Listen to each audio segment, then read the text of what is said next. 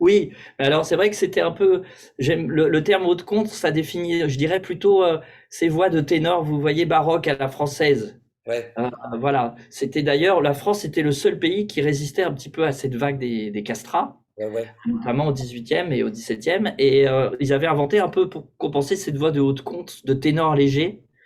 Mais voilà, contre-ténor, j'aime bien parce que ça définit un peu plus l'émission, qui est en fait une émission plus en voix de tête. Ouais. Et puis, bah, dans les contre-ténors, il y a des altos, des mezzos et des sopranos même maintenant. Ouais, ouais, ouais. Alors, Philippe Jarouski, vous êtes attendu fermement à Québec au Palais Montcalm et à Montréal à la Maison Symphonique. Je vous présente Sylvie, qui est musicienne elle-même et qui a sans doute un tas de questions à vous poser. Sûrement. Mais ce n'est pas votre premier spectacle avec Marie-Nicole Lemieux. Non, non, non. Le premier spectacle, ça remonte à loin. Je l'ai connu quand on a fait l'Orlando Furioso avec Jean-Christophe Spinozzi. Je saurais même pas, ça fait, j'oserais pas dire presque 15 ans, je pense. Et à peu près 15 ans que je connais Marie-Nicole. Ah ah. Et voilà, j'ai chanté devant elle et elle m'a tout de suite serré dans ses bras. Et on est devenus copains assez vite. Et c'est vrai qu'il y a une complicité qui s'est créée tout au long de ces années. On a fait une grande tournée ensemble de concerts sur le baroque, justement.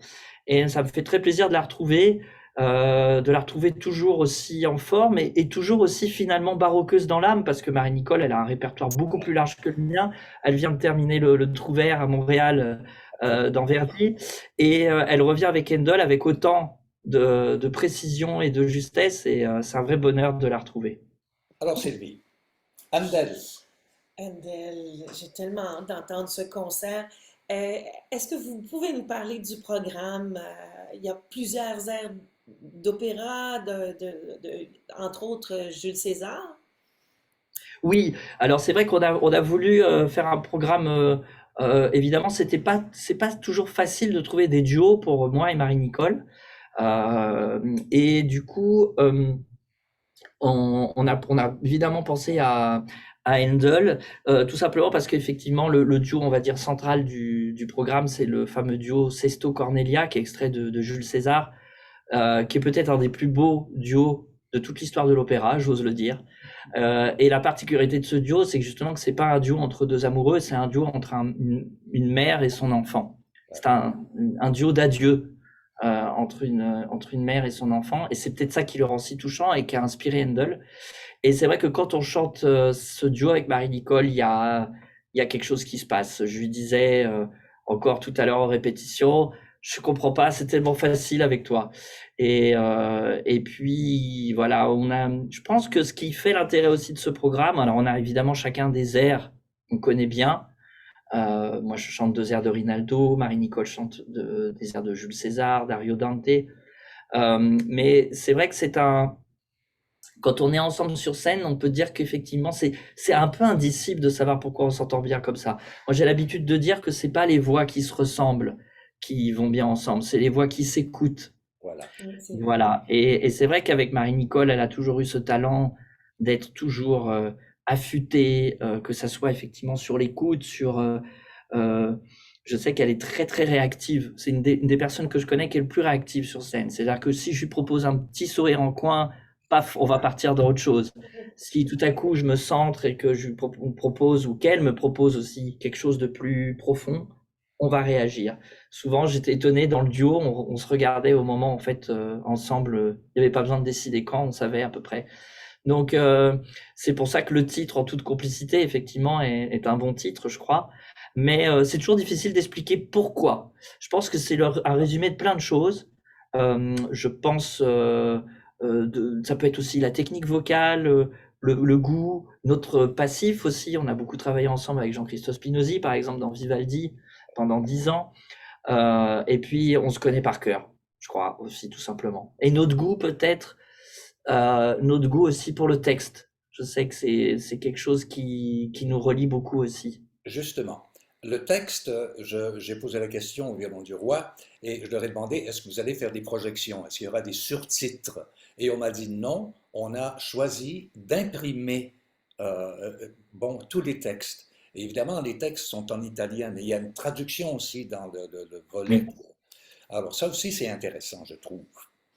Parce Alors du coup, bah, évidemment, c'est le moment de conseiller aux personnes qui vont venir écouter ces deux concerts de lire. Je propose par exemple de lire la première partie avant la première partie, un petit peu les traductions.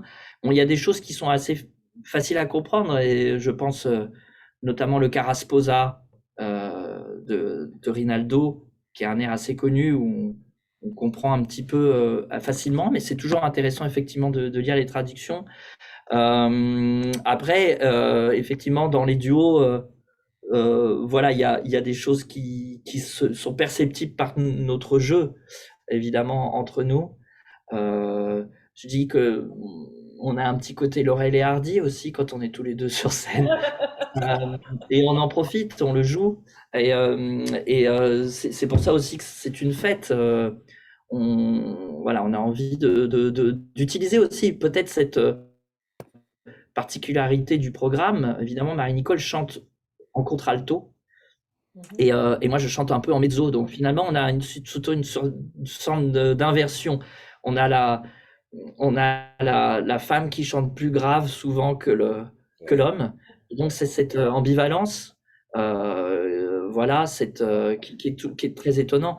Là, ça me rappelle des bons souvenirs, évidemment, cette image. On avait fait, je crois, 12 concerts en 23 jours, je Oh là, crois.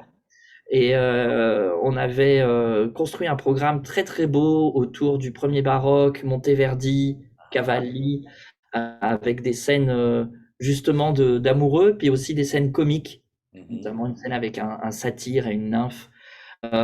Et c'est vrai que c'est toujours ce qui m'a plu chez Marie-Nicole, c'est qu'on peut passer des larmes au rire en quelques secondes. Et ça, je trouve que c'est très rare de pouvoir avoir cette capacité sur le public. Philippe, vous êtes sans doute le contre-ténor le plus en demande sur la planète. C'est fou. Vous en êtes conscient, sûrement.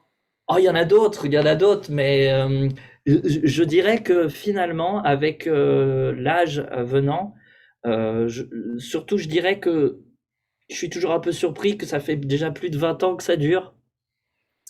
Et d'être toujours sur scène, ça demande quand même aussi une grande rigueur. On en parlait aussi avec Marie-Nicole, on travaille toujours aussi beaucoup notre technique, la respiration. Jamais rien n'est acquis, je dirais. Donc, c'est vrai de se dire que ça fait 20 ans à peu près. Je crois que comme pour moi, ça fait 20 ans qu'on chante. Et je considère d'ailleurs maintenant un peu, je dirais, comme tout ce qui va se passer après, comme une forme de bonus. Vous Mhm. voyez? Je me dis, c'est déjà formidable d'avoir chanté un peu partout, d'être toujours invité. Il y a aussi une nouvelle carrière qui s'ouvre à moi parce que j'ai dirigé mon premier opéra à Paris il y a quelques mois. Ah ouais, Et Jules César de Handel, qui n'est ouais. pas un petit bébé. Et c'est toujours quelque chose que j'ai voulu faire. J'ai mon ensemble depuis 15 ans. Et je me suis toujours considéré plus comme musicien que chanteur. Donc, je me dis que finalement, le passage comme chanteur a été long, mais je m'envisagerais plutôt me diriger vers la direction plus tard, même si je vais continuer encore un petit peu à chanter. Il y a encore plein de choses à faire. On a même écrit un opéra Eh oui. Oui, Mhm. oui, oui, un magnifique opéra de Kaya Sarayao, Only the Sound Remains. Ça a été une très belle expérience. Et d'ailleurs, je pense que ça a toujours été aussi un peu ma marque de fabrique. J'ai une énorme passion pour le baroque, mais je considère aussi que comme contre-ténor, il y a aussi beaucoup de choses à construire dans le répertoire. Mhm. On n'est pas forcément historiquement légitime dans le baroque, puis qu'on sait que les voix de Castra avaient quand même des capacités physiologiques différentes. Donc, il faut toujours être humble quand on aborde le répertoire des castrats. Et c'est vrai que je pense que c'est toujours intéressant. Je l'avais fait beaucoup dans le passé avec la mélodie française. Ces dernières années, j'ai aussi chanté du Schubert en récital.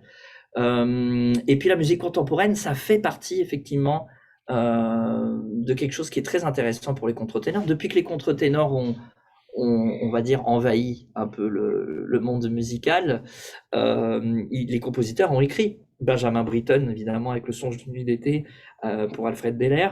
Et c'est vrai qu'il y a beaucoup de compositeurs qui s'intéressent aussi à qui, je dirais, qui est pas forcément asexué, mais qui est un peu entre un homme, une femme et un enfant. Aussi, ça peut évidemment faire penser à l'enfance.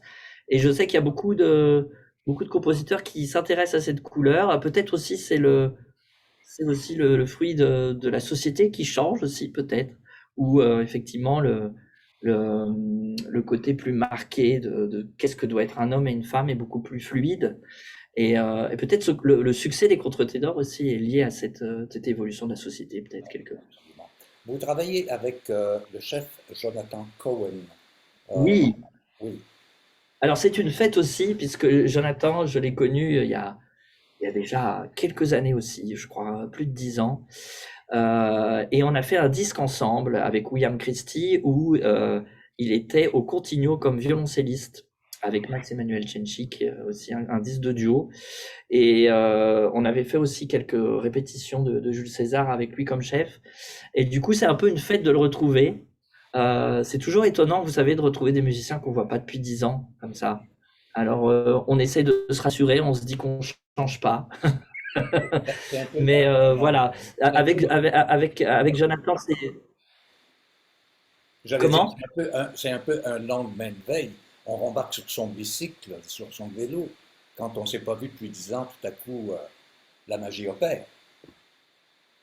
Exactement. Et puis, bah, c'est un musicien. Alors, évidemment, la magie opère quand on a un musicien. C'est un musicien très flexible, très vif. C'est très facile. Dès la première répétition avec les violons du roi, voilà, il y a un soin apporté aux détails, mais aussi à l'architecture générale. C'est quelqu'un qui respire avec les chanteurs, qui a une très grande connaissance du répertoire et qui est un instrumentiste fantastique et qui est très enthousiaste. Moi, je dis souvent, c'est très important quand on est chef, d'être enthousiaste vis-à-vis des chanteurs, parce qu'un chanteur, il peut se refermer très très vite. Vous savez, quand vous avez un chef qui vous regarde comme ça, Ouais. la voix, elle sort plus après.